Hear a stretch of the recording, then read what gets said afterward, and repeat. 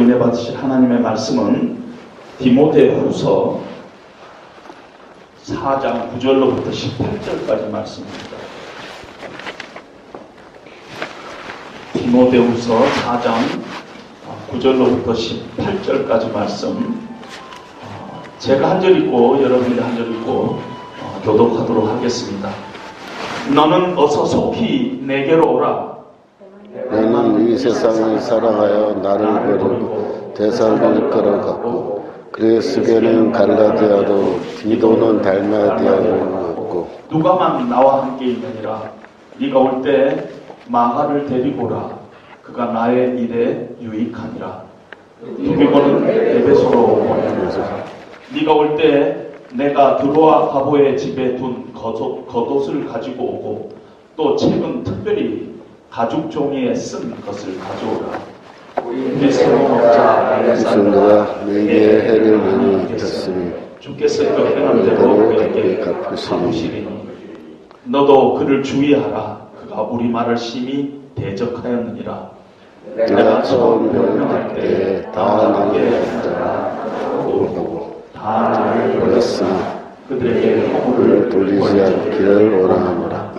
주께서 내 곁에 서서 나에게 힘을 주심은 나로 말미암아 선포된 말씀이 온전히 전파되어 모든 이방인이 듣게 하려 하심이니 내가 사자의 입에서 건짐을 받았느니라.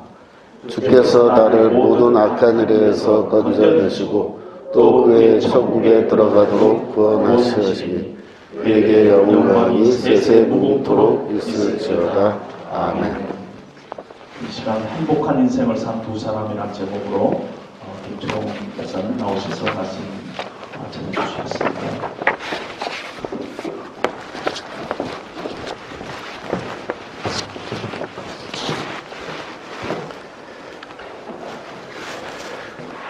오늘 제가 여러분들에게 특별히 소개해드리고 싶은 사람이 한 사람 있습니다. 그 사람은 바로 이 사람인데요. 윌리엄 틴델이라고 하는 사람입니다. 뭐 틴달 우리말로 그렇게 하기도 하는데요. 이 윌리엄 틴달이 누군지 알고 계신가요? 뭐 이 사람 사진이나 이름 딱 듣고 그 사람이 누군지 금방 알아차릴 수 있는 분들은 그렇게 많지는 않다고 생각됩니다만 굉장히 우리 교회 역사에서 보면 중요한 일을 하신 분입니다. 근데 틴달은 누구냐? 한마디로 말하면 최초로 히브리어와 헬라어를 사용해서 영어로 성경을 번역한 사람입니다. 그 번역해서 인쇄해서 출판한 사람입니다. 그가 신약 성경을 번역한 것은 1525년에 이렇게 출판했어요. 바로 종교개혁 당시입니다. 그가 죽고 나서 1611년에 킹 제임스 영어 성경이 이제 출판됐습니다. 그래서 학자들이 뭐라고 얘기하냐면 틴달이 영어 성경을 미리 번역해 놓지 않았더라면 절대로 킹 제임스 성경 번역은 이 땅에 출연하지 못했을 것이다. 그렇게 얘기합니다. 왜냐하면은 킹 제임스 영어 성경은 대체로 틴달의 영어 성경 번역을 그대로 다 가져다가 사용하고 있기 때문입니다. 최근에 이제 컴퓨터가 나와가지고 컴퓨터로 두 개의 번역본을 이렇게 비교했어요. 얼마나 닮았나. 그래서 컴퓨터로 조사를 해봤더니 90%가 일치합니다. 그러니까 킹 제임스 번역은 거의 틴달의 영어 성경을 그대로 가져다 썼다라고 이제 얘기할 수 있는 거죠. 틴달은 이렇게 영어로 성경을 번역하고 굉장히 큰 공헌을 했지만 그의 삶은 이 땅에서 그렇게 화려한 삶은 아니었습니다. 그가 태어난 것은 1848년에 이제 영국에 비교적 유복한 가정에서 태어났습니다. 성장해서 1506년에 옥스퍼드 대학에 입학을 했어요. 그래서 대학에서 6년간 공부했습니다. 1512년에 대학 졸업하고 그 다음에 바로 석사 과정에 들어가서 철학 석사 학위를 받았어요. 왜냐하면은 이제 틴달은 신학 공부를 하고 싶었는데 그 당시에는 최소한 석사까지 마쳐야 신학 공부를 할 수 있게끔 그렇게 해놨기 때문에 대학 나오고 또 석사하게 하고 이제 드디어 신학 공부를 이제 시작했어요. 그래서 맥달렌 칼리지 스쿨이라고 하는 그 당시에 이제 런던에 있는 학교에 들어가서 신학 공부를 했는데 그때 이제 그 유럽에서는 르네상스가 이제 막 시작돼가지고 한참 그 인문학 공부죠. 그런 걸 많이 하던 시절이에요. 그래서 이 틴달도 케임브리지 대학에 가서 당대 최고의 인문학자 누굽니까? 에라스무스죠. 에라스무스를 만나서 에라스무스와 함께 이제 헬라어 고전 이런 거 같이 읽으면서 공부도 하고 막 그랬다 그래요. 그때 유럽에서는 이제 마틴 루터가 종교개혁을 시작해서 종교개혁이 이제 뭐 진행되는 그런 상황. 그래서 종교개혁의 그런 기본적인 사상 이런 것도 다 접하고 그렇게 했다 그럽니다. 이제 신학교 졸업하고 이제 목사 안수 받았어요. 그리고 이제 고향에 돌아가서 거기서 목회를 했습니다.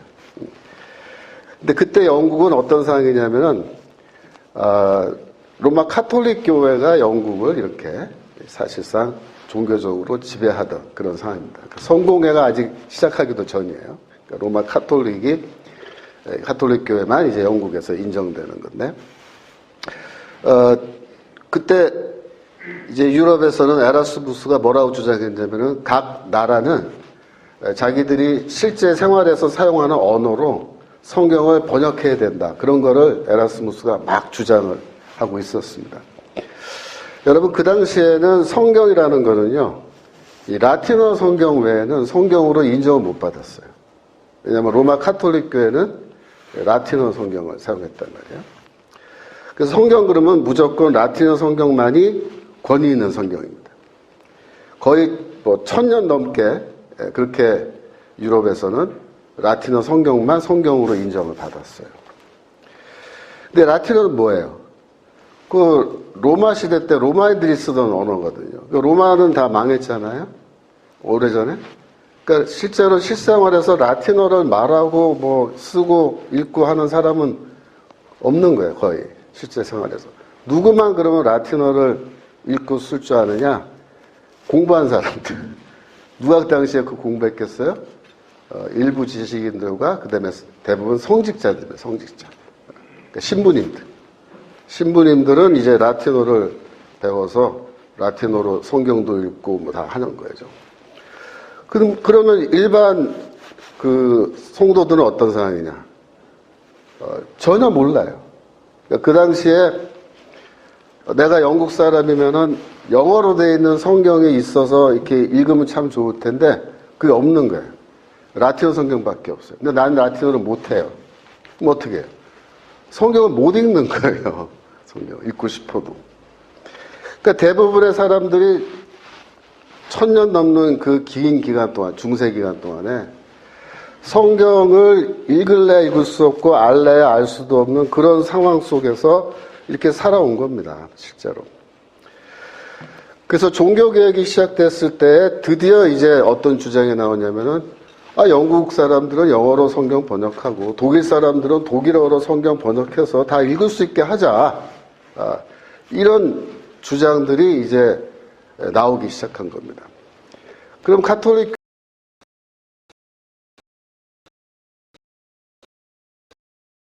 너희들 영어로 뭐 불어로 독일어로 성경 번역하면 다 죽어.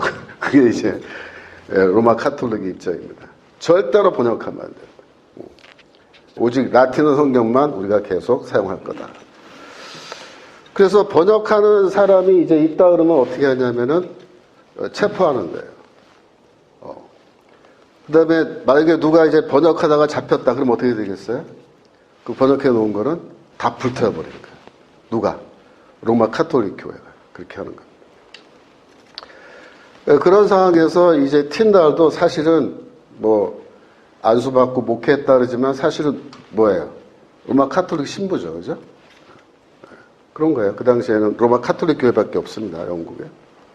근데 로마 카톨릭 신부인데 틴달이 어떤 결심을 하냐면은 내가 영어로 성경을 번역해야겠다. 그런 결심을 한 거예요. 근데 이제 영국에서 하기에는 좀 너무 상황이 어려우니까 배를 타고 대륙으로 건너가서 오늘날의 이제 독일입니다. 그쪽 지역으로 가서 성경을 번역하려고 이동을 한 거예요. 근데 그 당시 유럽에서 루터가 종교개혁 이미 시작해서 진행 중인데 루터는 1522년에 비텐베르크에서 독일어로 된 성경을 출판했습니다. 1522년. 틴달은 그 22년 뒤, 2년 뒤에, 그러니까 1524년에 이제 독일의 함부르크에 도착했어요. 그래가지고, 1년 만에, 그러니까 이 사람이 아마도 제가 보기에는 번역을 다 해놓지 않았나, 웬만큼. 원고 들고 간 거죠. 그래서 그 다음엔 1525년, 그러니까 루터가 독일어 성경 번역해서 출판한 지 3년 뒤에 영어로, 독일 보름스에서 최초로 영어 성경을 출판했습니다. 그때 이제 출판된 성경이 어떻게 생겼느냐. 이렇게 생겼어요. 이게 이제 옛날 영어 활자체죠. 그래서 한 장 더 있죠. 그 다음 거 보여주시면. 지금 남아있는 책은 뭐 이렇게 많이 낡았지만, 이 그림도 이제 출판사에서 그림도 그려놓고 해가지고 신약 성경만 출판한 겁니다. 구약은 아니고요. 그러니까 얇죠. 마침 그때 이제 그 활자 인쇄 기술이 유럽에서 이제 개발돼가지고 활자 인쇄를 막 하니까 대량으로 막 프린트를 해서 책을 만들어낼 수 있게 된 겁니다. 그래서 독일에서 이제 이 책을 찍어가지고 영국으로 밀수한 거예요. 밀수. 잡히면 다 뺏기니까 몰래 영국으로 이제 뭐 수출이라 그러면 전 그렇죠. 수출을 한 거지만 가져가서 사람들에게 이제 성경을 팔기 시작한 거예요. 몰래. 그러니까 이제 소문이 나니까 사람들이 막 아는 사람들은 영어 성경을 막 사가지고 집에 가져와서 막 읽어보는 거예요. 읽어보는.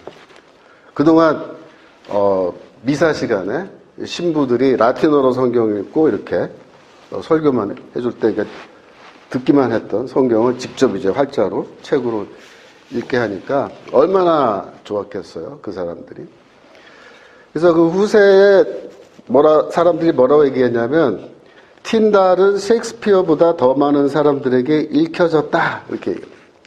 그 당시에 셰익스피어의 그 책보다 사람들이 틴달 책이 아니죠. 틴달의 성경을 더 많이 읽었다. 많은 영국인들이 틴달의 영어 성경을 환영하고 좋아했다 이렇게 얘기합니다. 그걸 이제 로마 카톨릭 교회가 금방 알았죠. 영국에서 어떻게 했겠어요? 곧바로 틴달을 정지했습니다. 정지하고 그 성경 파는 거를 이제 추적해가지고 다 압수해가지고 영국에 가면은 세인트 폴 커티드럴 있죠. 영국 바울 성당 런던에 그 앞에 광장에다가 그 성경책을 쌓아놓고 불을 질러서 태우는 그런 일들을 했습니다. 그러니까 틴달은 한마디로 말하면은 이제 영국 카톨릭 교회 이단아예요. 이단아. 적이에요. 잡히기만 하면 어떻게 돼요? 죽는 거예요. 그러면 틴달은 영어 성경 출판한 다음에 어떻게 했냐? 구약 성경을 내가 번역해야겠다. 그렇게 한 거예요. 구약 성경. 그래가지고 구약 성경을 번역하기로 마음 먹었는데 물론 신학교에서 히브리어를 좀 배우긴 했는데 뭐 많이 못 배웠나 봐요. 그래가지고 그 전기를 읽어보면은 그 당시에 틴달이 히브리어 문법책을 구해가지고 독학으로 다시 공부를 했대요. 이렇게 독학으로. 그러면서 창세기 1장 1절부터 번역하기 시작한 거예요. 틴달이. 그래서 신명기까지 번역을 해서 모세오경을 따로 먼저 또 출판을 하려고 이렇게 마음 먹었어요. 그래갖고 이제 원고를 들고 출판사가 있는 함부르크로 이제 가는데 배를 타고 갔대요. 배를 타고 가는데 하필이면 그 배가 가는 도중에 파손돼가지고 다 물에 빠져버린 거예요. 틴달이 배 타고 가다가 물에 빠졌는데 배가 가라앉아서 그때 원고가 어떻게 됐겠어요? 다 그냥 잃어버린 거예요. 배가 물에 빠진 바람에. 그러면 여러분 같으면 어떻게 했겠어요? 집에 살아서 돌아갔을 때 아이, 하나님 뜻이 나는 신약 성경만 번역하는 건가 보다. 구약은 아닌가 보다. 이러고서 포기했을지도 모르죠. 우리 같으면. 근데 이 틴달이라는 사람은 아니야. 집에 가서 처음부터 다시. 창세기 1장 1절부터 다시 또 번역해. 신명기까지 다. 해가지고 그 원고를 또 들고 갔는데 이번에는 배가 파서는 안 했어. 그래갖고 무사히 출판사에 가져가서 출판했는데 1530년에 모세오경을 이제 출판을 했습니다. 그러면 그 다음에 무슨 책이에요? 모세오경 다음에 여호수아, 그죠? 또 가서 또 여호수아 번역해요. 여호수아. 그 쭉 번역했는데 그러면 다 맞췄느냐? 다 못 맞췄어요. 역대하 번역을 하다가 잡혔어요. 그러니까 영국 정부하고 카톨릭 교회가 이 틴달이 저기 숨어가지고서 성경 번역하고 있으니까 그 얘기를 듣고 우리말로 하면 체포조예요. 체포조. 체포조를 보내가지고 틴달이 숨어있는 그 마을 거기로 이제 찾아온 거예요. 찾아와가지고 틴달이 머물고 있는 그 집 이렇게 신부를 가장해서 거기 들어가서 이제 이렇게 있다가 틴달을 이제 체포했습니다. 그래갖고 지금의 벨기에의 브뤼셀 근처에 있는 빌보도어라고 하는 어떤 지역에 감옥이 있었는데 그 감옥에 이제 틴달을 가둬놓고 결국 이제 종교 재판이라고 그러죠. 종교 재판이 이제 이루어져서 로마 카톨릭교회는 틴달은 이단자다 이렇게 해가지고 1536년에 교수형에 처해져서 죽게 돼요. 근데 죽은 다음에 그 시체를 어떻게 하냐면 이단자들은 불에 태우게 돼 있어요. 그래갖고 죽일 때는 목매달아 죽이고 시체는 나무에 이렇게 나무 더미에 얹어가지고 불에 태워서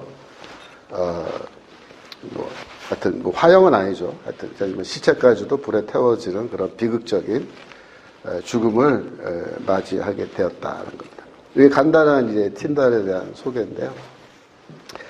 저도 사실 예전에 젊었을 때는 틴달이 누군지도 몰랐어요. 근데 제가 이제 미국 가서 플러신 학교라고 캘리포니아에 거기서 이제 공부를 했는데 하루는 그 우리 학교 근처에 있는 그 헌팅턴 라이브러리라 그래요. 헌팅턴이라는 어떤 굉장히 그 부유한 미국의 기업가가 있었는데 그 사람이 살던 집이에요.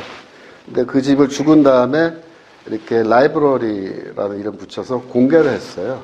그래서 무료로 들어가서 이제 다 볼 수 있는데 그 사람이 생전에 아주 희귀한 이런 출판된 책들 이런 걸 많이 수집하고 또 뭐 도자기, 뭐 그림 이런 거 어마어마하게 많이 수집했어요. 그래서 박물관 같아요, 가면. 그래서 사람들이 심심하면 거기 가서 그거 다 구경하고 거기 풀밭 딱 했거든요.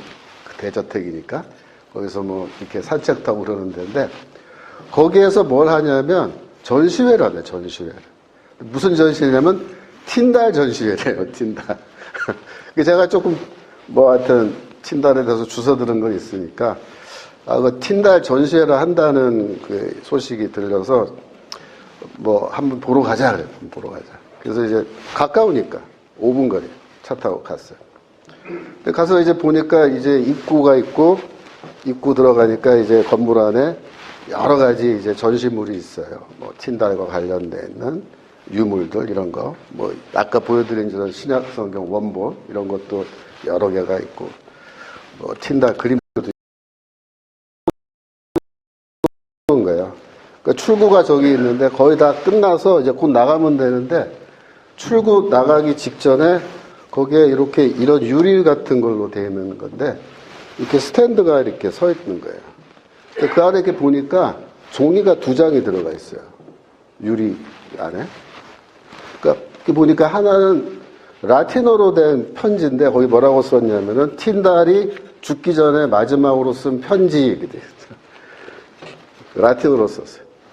근데 이제 그 왼쪽에는 뭐가 있냐면 영어로 그걸 번역한 게 이게 같이 2장이 끼워져 있는 거예요. 근데 사람들은 대부분 이렇게 보고 다 지나가고 나가는데 저는 이제 호기심이 생기니까 야, 틴달이 죽기 전에 편지 썼다는데 뭐라고 썼나. 그래서 거기 옆에 서서 이렇게 쭉 한번 읽어봤어요. 친필 편지인데 제가 그 편지를 읽다가 눈물이 났어요. 그 서서 울었어요. 너무 감동을 받아가지고 제가 이 시간에 여러분들에게 틴달이 써준 마지막에 그가 죽기 전에 쓴 편지 제가 한국말로 번역해서 한번 읽어드리려고 하는데 1535년에 겨울에 빌보도라는 곳에 감옥에서 쓴 편지인데 그 편지를 누구에게 썼냐면 그 성의 총독이에요. 총독 마키스라고 하는 사람에게 쓴 편지입니다. 이렇게 되어 있어요. 나에 대해서 어떤 결정이 내려졌는지에 대해서 총독께서 모르시지 않으리라고 믿습니다. 그러므로 주 예수님의 이름으로 간청하오니 만약 이번 겨울에 내가 이곳에 계속 남아 있어야 한다면 프로큐러에게 부탁하여, 프로큐러는 재판과 관련된 이제 지방 관리인데 프로큐러에게 부탁하여 그가 갖고 있는 저의 물건들을 저에게 보내주시면 감사하겠습니다. 저의 외투는 다 떨어졌고 셔츠도 낡았습니다. 그 사람은 저의 양모로 된 셔츠를 갖고 있는데 저에게 보내주길 부탁드립니다. 또 두꺼운 각반과 밤에 쓰는 따뜻한 모자도 그가 갖고 있습니다. 각반은 뭐냐면은 예전에 이렇게 다리에다가 총 같은 거 둘둘둘 감는 걸 말하는 거예요.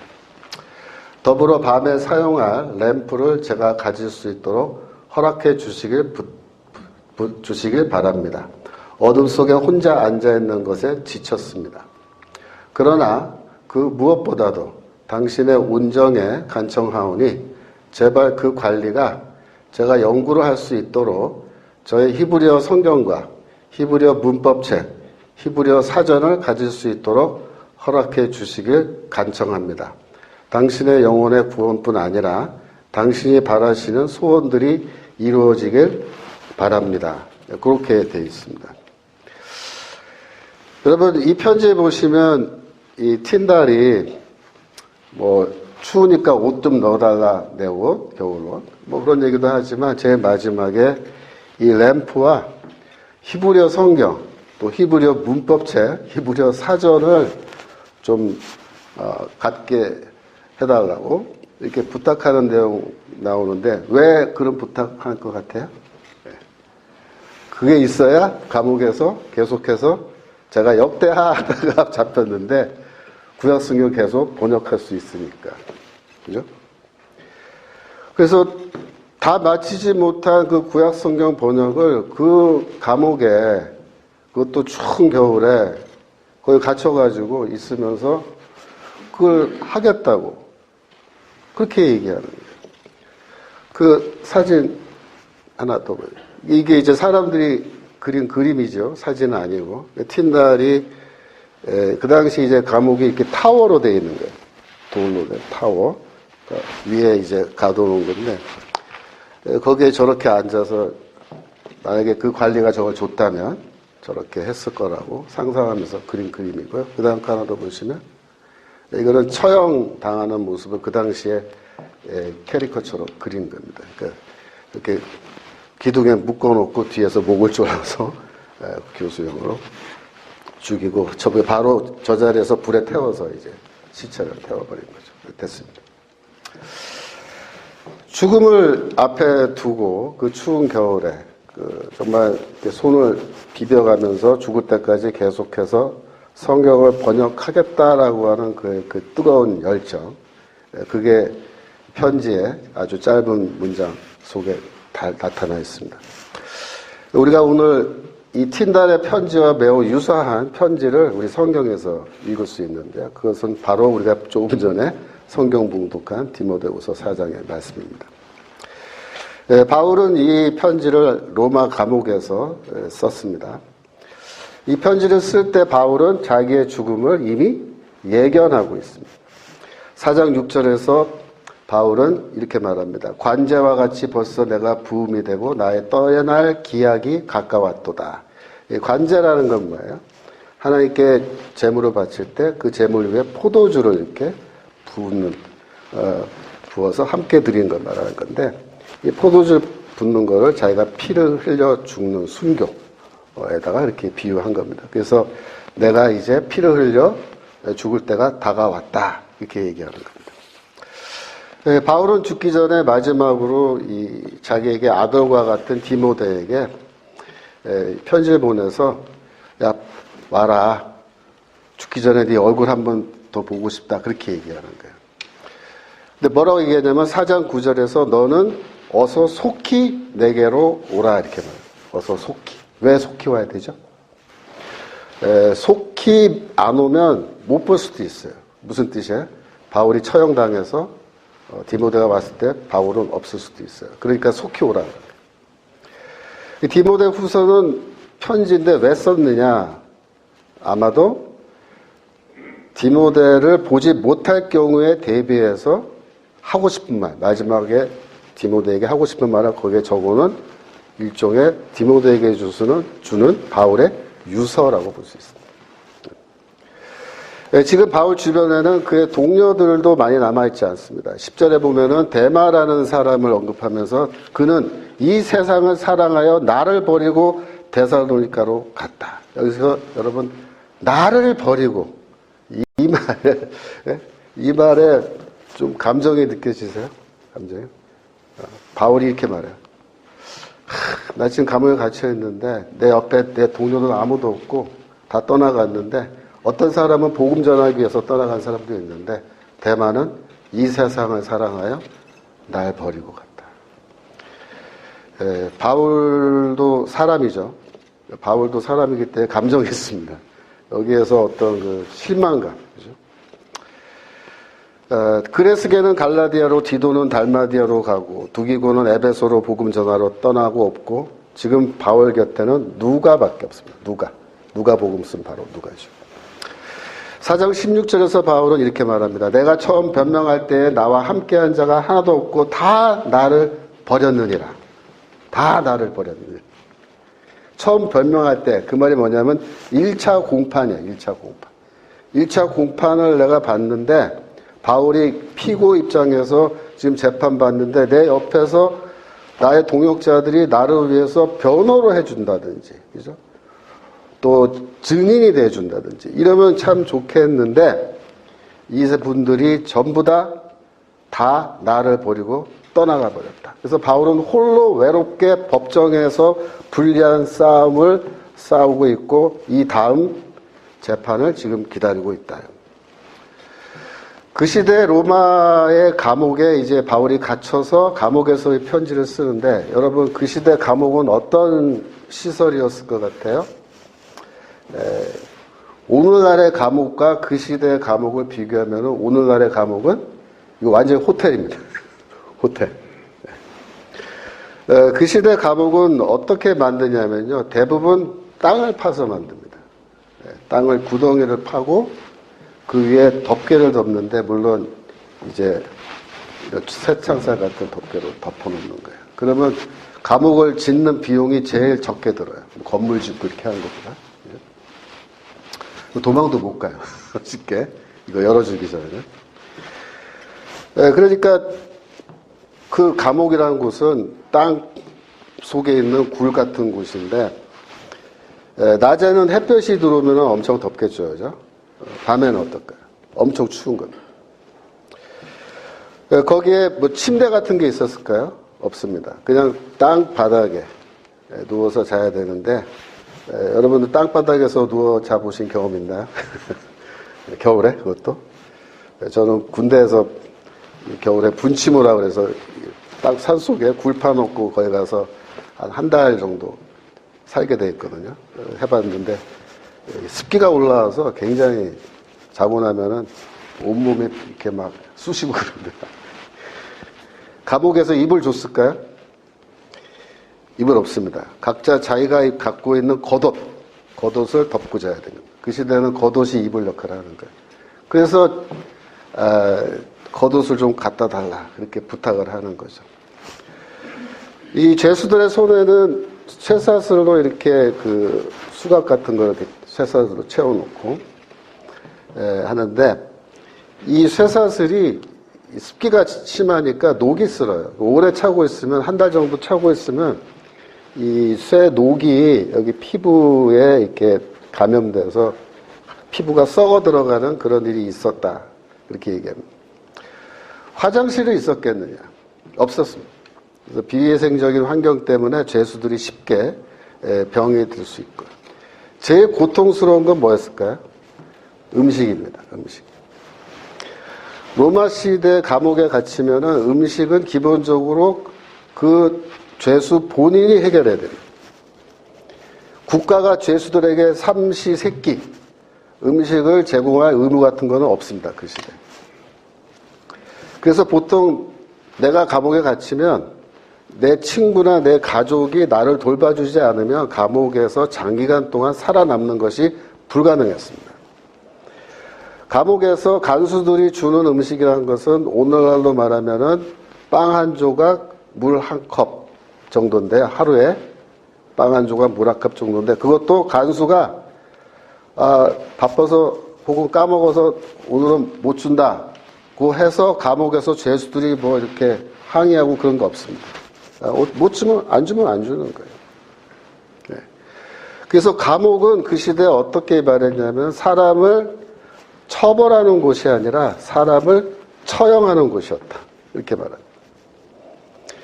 만약에 내가 갇혔는데 내가 돈도 없고 내 가족들도 나를 도와주지 않고 친구들도 나를 도와주지 않는다. 그러면 거기서 어떻게 될까요? 그냥 굶어 죽는 거예요. 영양실조 걸려서. 그래서 어떤 사람들은 감옥에 갇혔을 때 아예 나는 여기서 장기간 버틸 수 없다. 이렇게 판단이 되면요. 많은 사람들이 거기서 자살했습니다. 근데 더 웃긴 건 뭐냐면 간수들이 이 자살을 도와줬어요. 왜냐? 그래 자기도 편하다.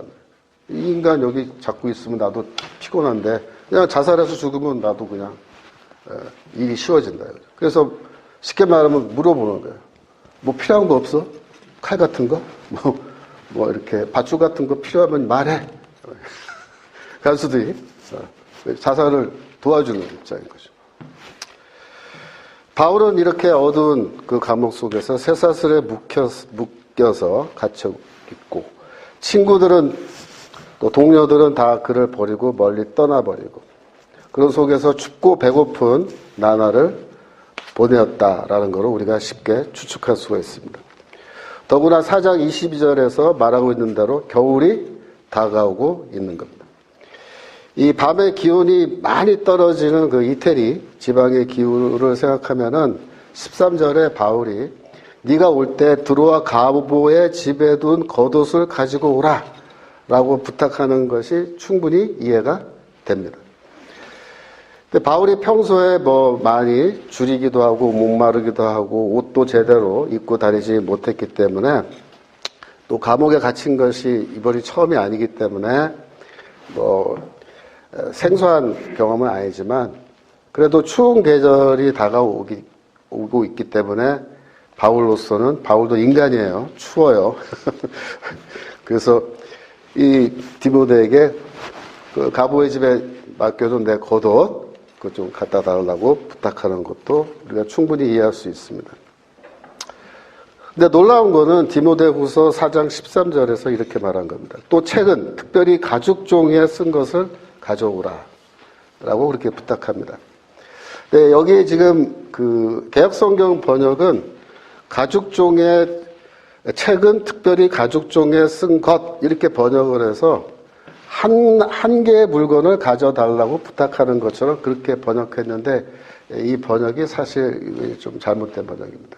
헬라어로 읽으면은 어떻게 되어 있냐면, 헬라어로는 타 비블리아와 타스 멤브라나스를 가져와라.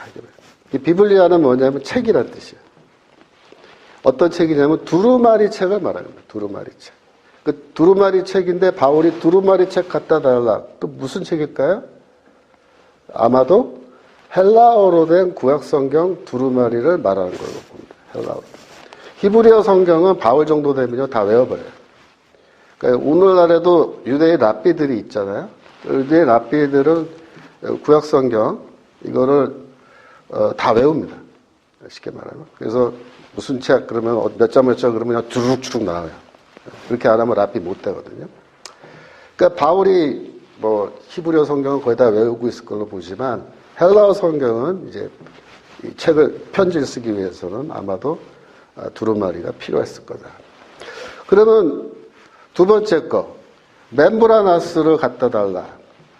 이건 뭐냐? 멤브라나스는 양피지를 말해요. 양피지.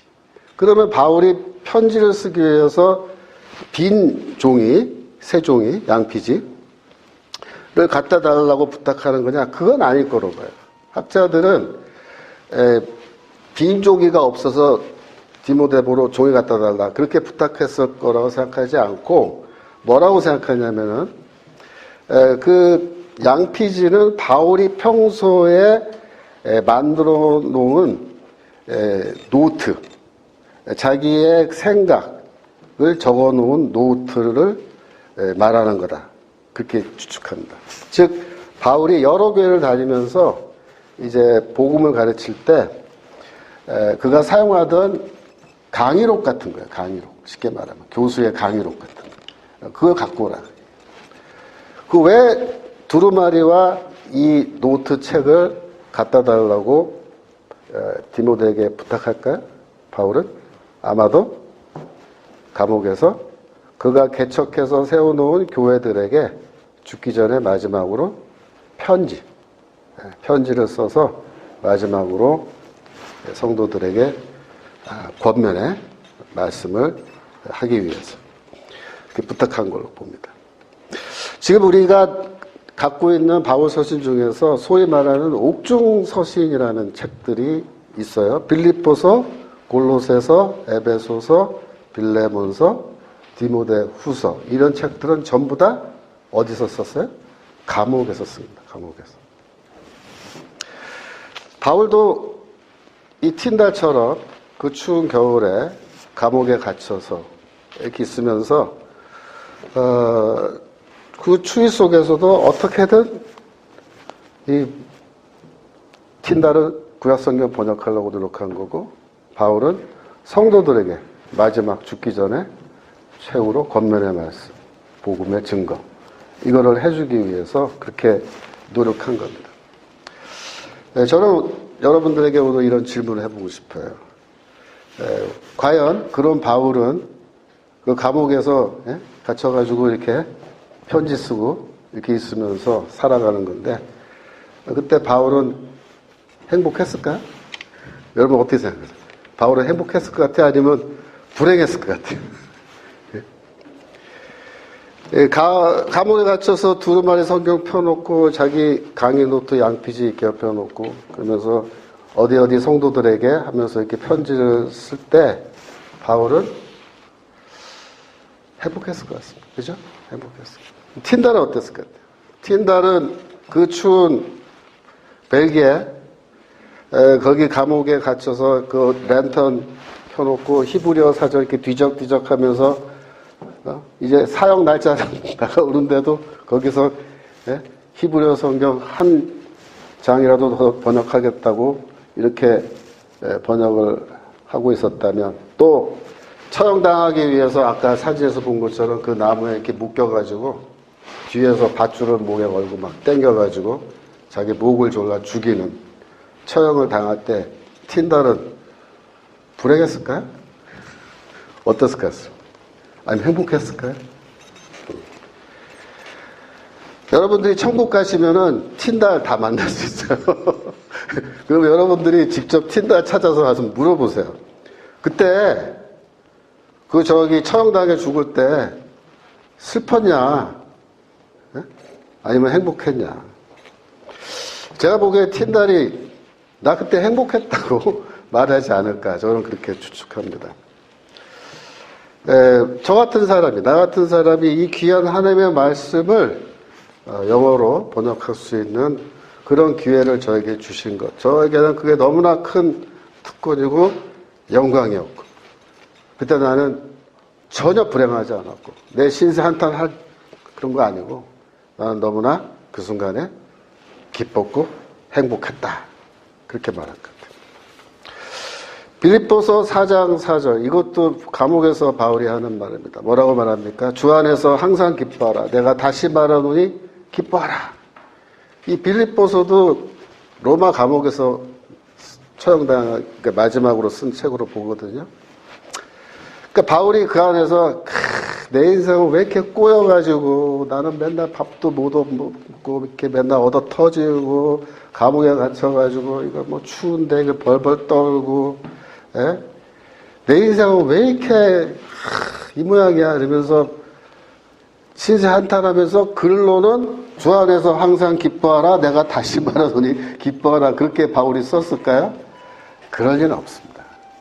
바울이 정말로 감옥에서도 기쁜 삶을 기뻐하는 행복한 삶을 살기 때문에 바울이 그렇게 말하는 거죠. 빌립보서 2장 17절 18절에서 이렇게 말합니다. 만일 너희 믿음의 재물과 섬김 위에 내가 나를 전제로 드릴지라도 전제 아까 말씀드렸죠. 포도주 부어다 드리는 거. 나는 기뻐하고 너희 무리와 함께 기뻐하리니 이와 같이 너희도 기뻐하고 나와 함께 기뻐하라. 이렇게 말합니다. 만약에 바울이 처형당해서 죽었다라는 소식을 빌립보 성도들이 들으면요. 어떻게 반응할까요? 다들 막 울겠죠. 그죠? 슬퍼하고. 그걸 바울이 미리 예상하는 거예요. 뭐라 그러냐면 슬퍼하지 말아요. 슬퍼하지 마라. 난 너무 기뻐 죽겠다. 기뻐다. 너희 무리와 내가 순교할 수 있었다는 이 사실에 대해서 나는 너희 무리와 함께 기뻐하고 또 기뻐할 거니까 이와 같이 너희도 기뻐하고 나와 함께 기뻐하라. 나 죽을 때 기뻐하면서 죽을 거다. 야, 드디어 내가 주를 위해서 죽을 수 있게 돼. 이게 웬 영광이냐.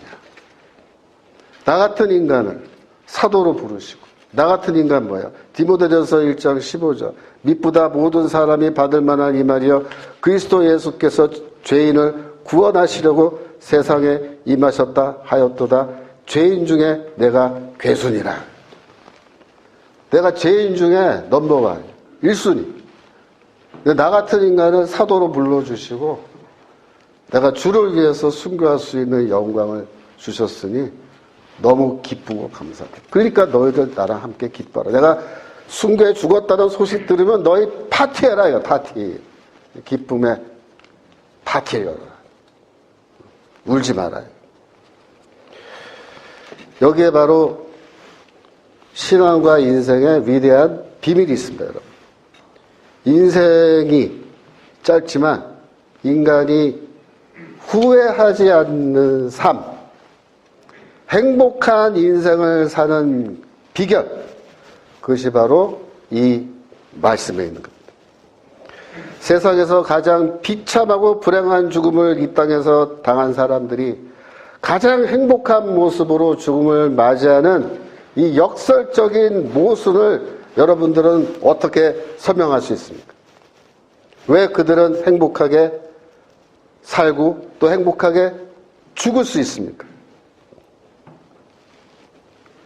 주를 위해서 살고 복음을 위해서 살고 그죠? 교회를 위해서 살아가는 그런 삶을 살기 때문에 행복한 삶을 살 수 있는 거예요. 예수 그리스도께서 우리를 위해서 십자가에서 죽으셨는데 그분은 어떤 분입니까? 하나님의 아들이시고 창세 이전부터 이미 존재하시는 하나님의 영원한 지혜이시고 하나님 보좌 우편에 앉아 계셨던 그런 분이 그분으로 말미암지 않고는 창조된 것이 아무것도 없고 이 모든 세상 만물이 다 그를 위하여 존재한다고 하는 바로 그분이 천지 만물의 으뜸이 되시고 맏아들이 되시는 그분이 나 같은 죄인 정말 벌레만도 못한 감히 비교할래야 비교할 수 없는 나 같은 이런 사람을 위해서 십자가에서 고난받으시고 돌아가셨다. 마가복음 10장 45절에 인자가 온 것은 섬김을 받으려 함이 아니라 도리어 섬기려 하고 자기 목숨을 많은 사람의 대속물로 주려 함이니라. 예수 그리스도가 십자가에서 죽으실 때 어떻게 돌아가셨을 것 같아요? 내가 여기 이 땅에 인간의 모습으로 와가지고 그것도 가난한 집에 태어나가지고 이 고생하다가 결국 제자가 또 배반 때려가지고 내가 이렇게 로마인들에게 채찍으로 맞고 막 온갖 모욕 다 당하고 이제 아휴 십자가에서 이 죽으니 내 인생이 참 처량하고 꼬여도 정말 꼬였구나 그러면서 하나님 왜 나를 이렇게 만드셨어요? 그러면서 이렇게 돌아가셨을 것 같아요? 아닙니다. 마가복음 10장 45절에 인자가 온 것은 자기의 목숨을 많은 사람의 대속물로 주기 위해서 내가 왔다. 이렇게 말씀하셨습니다. 예수는 그 목적 하나로 오셨고 그 목표를 드디어 달성하십니다. 다 이루었도다. 라고 말씀하실 때 예수는 기쁨으로 자기의 죽음을 받아들이고 내 하나 죽음으로써 이 세상 모든 사람들을 내가 다 구원으로 인도할 수 있다면 나는 기쁨으로 여기서 죽을 수 있습니다. 하나님. 그리고 돌아가십니다. 바로 이 십자가 때문입니다. 바로 이 십자가 때문에 틴달은 죽음을 앞두고도 감옥에서 기쁨으로 성경을 번역했고 바울도 죽음을 앞두고 감옥에서 기쁨으로 편지를 쓰는 겁니다. 십자가가 없으면 이런 건 다 불가능한 겁니다. 그래서 십자가는 우리를 기쁨으로 살 수 있게 해줍니다. 우리가 인생을 살아가다가 아무리 비극적인 그런 일을 경험한다 할지라도 그 상황 속에서도 우리가 행복하게 살아갈 수 있는 길을 열어주는 겁니다. 십자가는 남들이 보기에 울 수밖에 없고 저 사람 정말 너무 안 됐다라고 말하는 그런 상황 속에 내가 살아간다 할지라도 하나님을 찬양하면서 살아갈 수 있게 해주고 십자가가 있기 때문에 아무리 나에게 돌을 던져도 기쁨으로 그 돌을 맞을 수 있게 됩니다. 던져라. 난 맞겠다. 얼마든지 던져라. 웃으면서 맞는 거예요. 십자가는 나에게 구원을 주고 기쁨이 넘치는 행복한 삶으로 나를 인도해 줍니다. 여러분 무엇이 우리를 행복한 삶으로 인도합니까? 뭐 재물? 뭐 그런 겁니까? 다 필요 없어요. 아무리 돈 많아도 불행한 삶 사는 사람 얼마든지 있고요. 아무리 지위가 높아도 다 필요 없습니다. 우리가 후회 없는 삶, 정말로 행복한 삶을 살아갈 수 있는 이 길은 오직 십자가의 은혜 가운데서 살면서 주를 위해서 살고 복음을 위해서 살고 교회를 위해서 사는 그 길밖에 없는 거예요. 그 길 외에는 절대로 인간이 행복한 삶을 살 수 있는 다른 길은 없는 겁니다. 그래서 십자가는 나에게 구원을 주고 행복한 삶으로 인도하고 나를 행복하게 해주는 겁니다. 여러분 지금 여러분의 삶 속에서 어려움이 있습니까? 여러분을 우울하게 하는 어떤 일이 있습니까? 여러분들의 뭐 가정 문제입니까? 자녀 문제입니까? 뭐 사업, 건강, 뭐 취직, 결혼 등등등 어떠한 일이 있더라도 여러분 절대로 그런 것 때문에 우울하게 사시면 안 돼요. 오늘부터 결심들 하세요. 내 십자가 안에서 나는 행복하게 살 수 있다. 기쁨으로. 사는 게 힘들어도 기쁨으로 삽시다. 2025년 이 한 해도 우리가 행복하게 삽시다. 하나님께서 우리에게 주신 사명, 그것이 무엇이든 간에 우리가 그것을 기쁨으로 잘 감당하면서 나를 기쁨으로 살 수 있는 이 길로 인도해 주신 예수 그리스도와 하나님의 은혜에 감사하면서 우리가 주를 찬양하면서 이 하나를 살아가게 되기를 주의 이름으로 축원합니다. 기도하시겠습니다. 하나님 아버지, 저희 인생에 많은 어려움과 먹구름이 낄 때도 있지만은 그런 상황 속에서도 우리가 십자가 복음 안에서 기쁨으로 살아갈 수 있도록 인도하여 주옵소서. 썩어져 없어질 것을 위하여 저의 인생을 걸지 말게 하시고 오직 영원한 것, 하나님의 나라와 복음과 이 교회를 위하여 저의 인생을 걸게 하시고 그 안에서 맛보는 기쁨이 너무나 커서 다른 세상 어떤 것이 줄 수 있는 기쁨보다 너무나 커서 그 기쁨 안에서 즐겁게 주와 더불어 살아가는 발걸음 되도록 축복하여 주옵소서. 감사드리며 예수 그리스도 이름으로 기도합니다. 아멘.